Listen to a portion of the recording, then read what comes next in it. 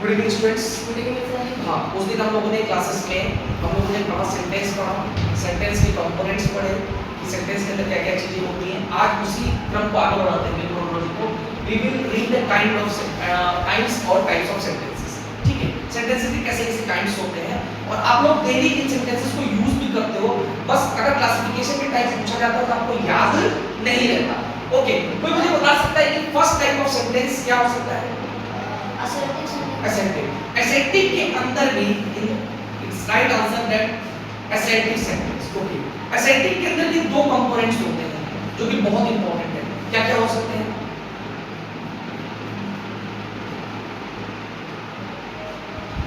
Positive sentence and negative sentence plus negative sentence.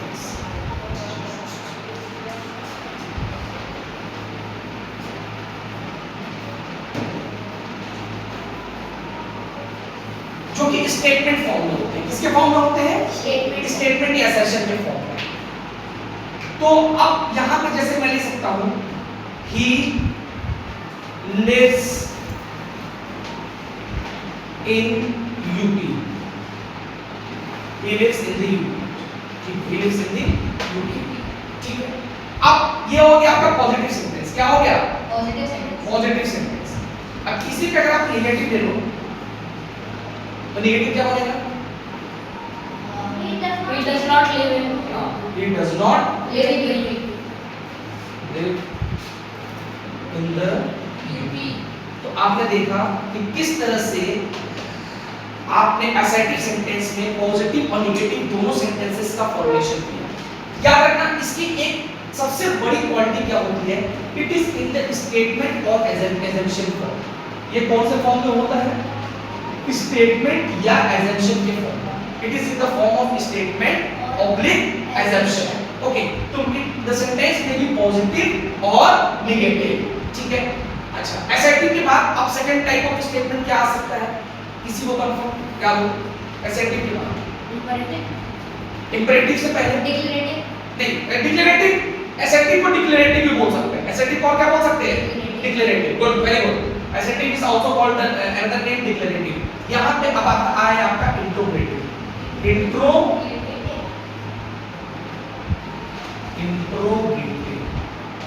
ठीक है, interrogative questions की क्या खासियत होती है? इंट्रोगेटिव क्वेश्चंस की क्या खासियत होती है? Anyone?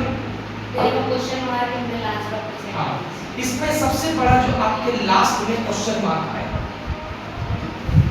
These sentences it asks questions. It asks questions. ये आपसे क्वेश्चन आस्क करेगा। जैसे एक छोटा सा मैं एग्जांपल ले लूं, Where are you going? Where are you Going. आप कहाँ पे जा रहे हो? तो Where are you going? Where are you living? How was the match?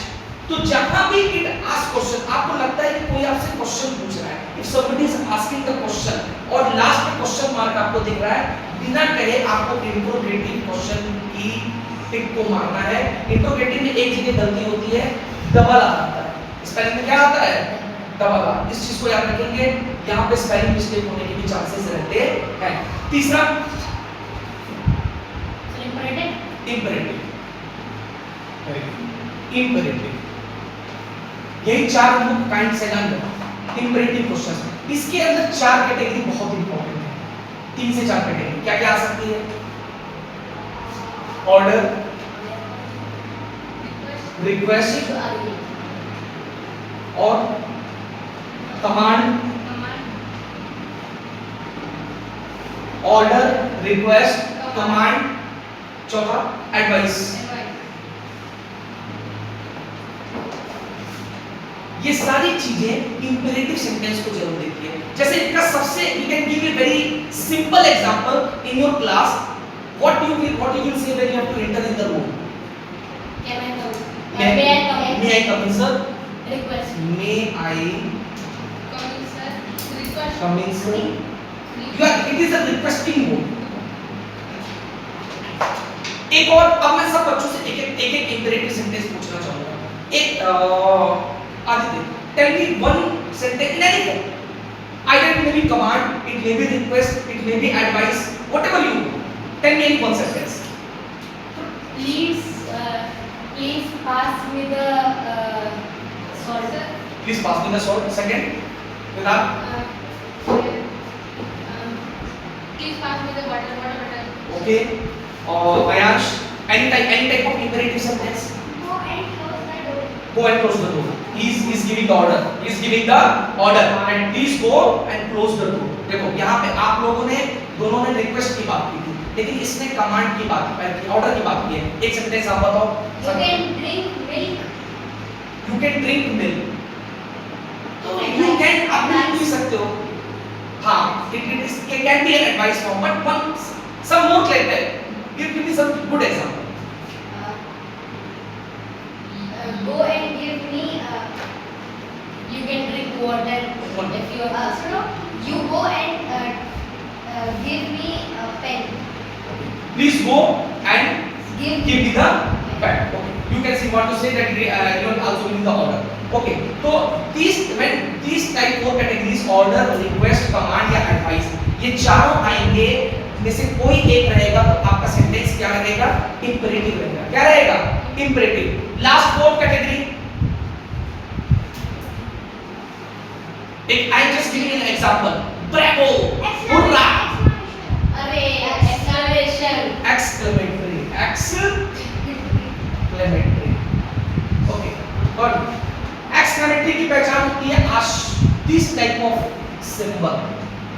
इसको हिंदी में बोलते हैं आश्चर्य. हाँ. Okay, very good.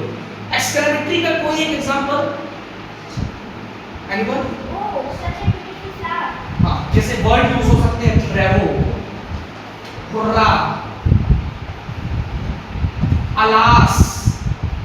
अब इसमें भी पॉजिटिव और निगेटिव है. Bravo shows positivity, hurrah shows positivity, there is a victory, but alas it shows sadness, it shows.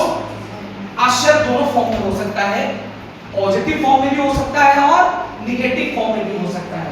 जैसे यहाँ पे आप लिख सकते हो Bravo.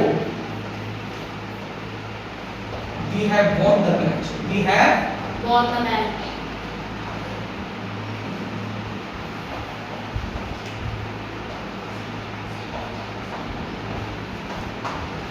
तो आपने देखा कि 4 सेंटेंस है. Exclamatory. Yes, you can give anyone example. Ouch! I got hurt from this. Okay, very good. So there are 4 type of sentences: assertive, interrogative, imperative, and exclamatory. That is clear to all of you. If any type of question is there, you can get it